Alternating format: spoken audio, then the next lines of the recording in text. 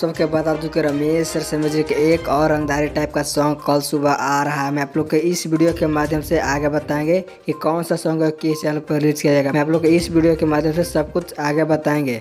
उससे पहले अगर आप लोग मेरे चैनल पर नए हैं और रमेश रसेल जी को सच्चे वाले फैंस हैं तो इस वीडियो को दिल से लाइक करके चैनल को सब्सक्राइब जरूर करें।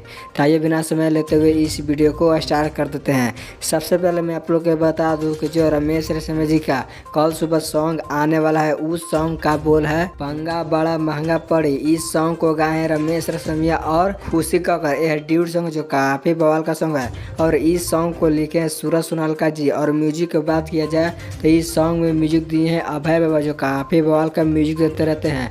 और इस सॉन्ग को कल सुबह Ramesh Russell official YouTube channel के माध्यम से सुबह 6:30 बजे फुल ऑडियो सॉन्ग रिलीज हो रहा है। तो आप लोग इस सॉन्ग को सुनने के लिए कितना एक्साइटेड है आप लोग इस कमेंट के माध्यम से अपनी राय जरूर दें।